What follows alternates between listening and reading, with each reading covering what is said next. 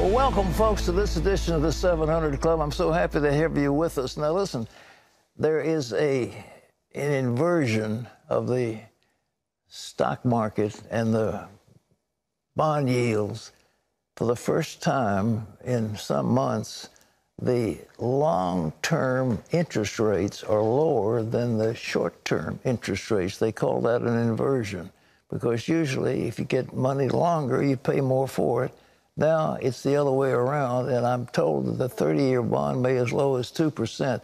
The massive amount of refinancing going on in the mortgage market, and it's incredible. And what does this do? Usually 10 to 12 months after an inversion, there is some kind of a recession.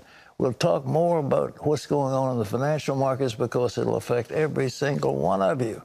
But first of all, let's go to Hong Kong. Violent clashes are inside Hong Kong's airport Tuesday. Police cracked down on pro-democracy protesters who shut down the airport for the second day in a row. Today, flights have resumed, and most of the demonstrators are gone. And CBN News has learned one reason for the drawback is because the protest movement is divided over strategy. Charlene Aaron has more. Hong Kong's international airport has reopened after violent clashes between protesters and police Tuesday. The government getting an injunction forbidding protesters to block access after the airport was shut down for a second day. Hundreds of flights were canceled, stranding frustrated passengers. All they know is they're angry, and nobody's listening. 10 weeks of protests have shaken the city. What began as protests of a law allowing criminal extraditions to China has escalated in massive calls for more democracy. Beijing-appointed leader Carrie Lam issuing a plea for the protests to stop, saying protesters are putting the city on the path of no return. The fear is a crackdown by mainland China. Chinese leaders accuse the protesters of carrying out terrorist attacks. Anti-riot police and military trucks are carrying out exercises in a city near the border.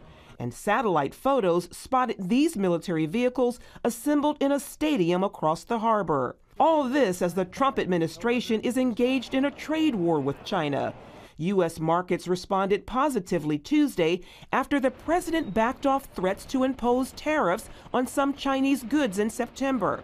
Products including smartphones, laptops, video games, even Bibles will stay tariff-free until December for the Christmas shopping season. While some fear the ongoing trade war could hurt the U.S. economy, Vice President Pence's chief of staff, Mark Short, said on CBN's Faith Nation program, the administration does not fear economic blowback. On the trade front, the reality is that we don't see a recession. We do think that for decades, presidents and Republicans and Democrats alike have assumed if we trade with China, then you'll see other freedom reforms that happen. The reality is that it remains a communist regime that continues to persecute Christians. It's a communist regime that continues to steal intellectual property, that doesn't honor its trade deals. And this administration has decided it's about time that somebody stood up and began to change the dynamic. If the Chinese do crack down on Hong Kong, it's likely to deliver a serious blow to the U.S.-China relationship. President Trump has said he hopes it resolves peacefully. I hope it works out peacefully. Hope nobody gets hurt. I hope nobody gets killed. But later he said in a tweet that Chinese forces are building up near the border, but urging everyone to be calm. Meanwhile, China is pushing back at criticism by U.S. lawmakers, telling them to mind their own business and suggesting that the U.S. has had a hand in the protests. Charlene Aaron, CBN News. Well, CBN News is in touch with Hong Kong pro-democracy leaders.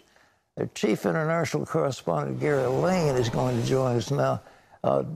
Gary, what are these pro-democracy people asking for? Well, CBN News, as you said, talked to them today, and what they want is an end to this slow erosion of democracy in Hong Kong. Beijing has been eroding that. They want an end. They want this extradition law gone completely. It's been suspended. They want an end to that. They want to see the chief executive, Carrie Lam, gone. And they also want justice for the protesters. They want them released. At least 45 of them have been arrested. They want them freed. And in addition to that, they're writing a letter campaign to a Safariland group and also a group called Non-Lethal Technologies. they're the ones who are supplying the riot police with the crowd control gear that they're using against the protesters. They want them to stop selling that gear to the Hong Kong riot police. So that's a letter campaign they have underway. Also, they tell us coming this Sunday, they've shifted their tactics from the airport. They'll be gathering about 1 million people downtown Hong Kong for a major pro-democracy demonstration there. That's coming Sunday. What are the people telling you? It looks like to me that mainland China is not going to take this but so long. And if they move in, it'll be terrible for everybody. It'll hurt the Chinese economy and it'll hurt Hong Kong. What are the people telling you? Well, you saw those tanks gathering there in Shenzhen. That's right on the border of Hong Kong. But look. This is probably calm for now. We're not seeing the crisis that there was yesterday. At least temporarily, things have calmed down. We'll see where it goes from here. But look, Pat, there's been miscalculation on both sides. The students should know, the pro-democracy students should know the lessons of history. Tiananmen Square, this Chinese government will not hesitate to crack down and to do what they have to maintain control. They're about complete control over China and the government. So they need to learn those lessons. The people on the mainland don't know them. They've never heard about Tiananmen Square. A few of them have. But the other thing is Beijing has miscalculated. Because if they think this will be like Tiananmen Square and they can get away with a bloody crackdown, they're mistaken. And here's what I learned from Steve Mosher. He's with the Committee on the Present Danger of China. This is what he told me yesterday. The difference is that instead of, in 1989, 100 or so foreign journalists being held captive in one hotel in downtown Beijing, this massacre, this bloodshed will play out in the eyes of the entire world. Hong Kong is wired. There are thousands of correspondents in Hong Kong. There are literally tens of thousands of people who will be recording the violence on their cameras. And Pat, you had mentioned the markets there. You know, China has heavy investments in Hong Kong. They own about $1.5 trillion of the Hong Kong capitalization of the market there, the Hong Kong Stock Exchange. They're heavily invested.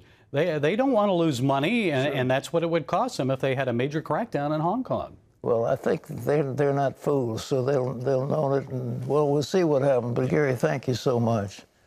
Well, in other news, investors are concerned that the government bond market is sending a warning signal for the economy that could presage a recession. John Jessup has more on that.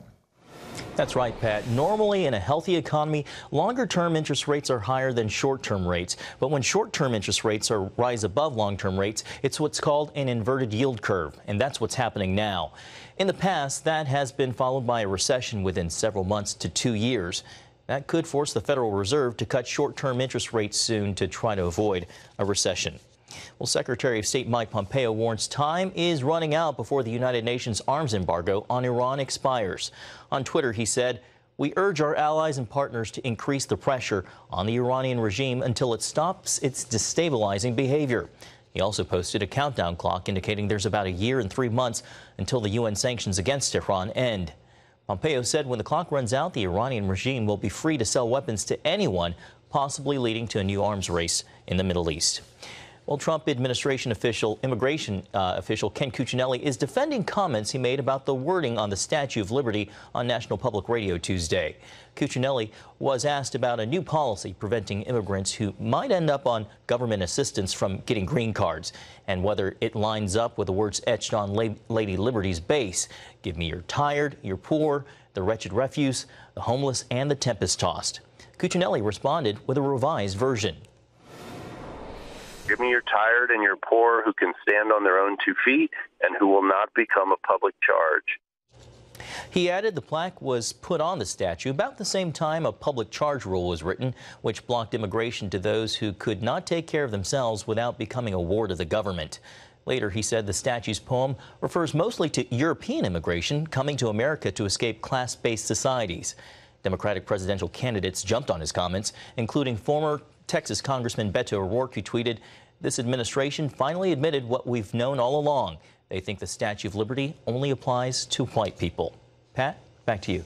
Well, it's a confusing thing, but the truth is how can any society take on the masses from the world? We have billions of people in the world, many of whom are living in poverty, and many would just love to come to America because of the freedom and the prosperity we have in this country. Well, I don't mean to be parochial, but we cannot afford it. We cannot afford to take care of all the huddled masses in the world.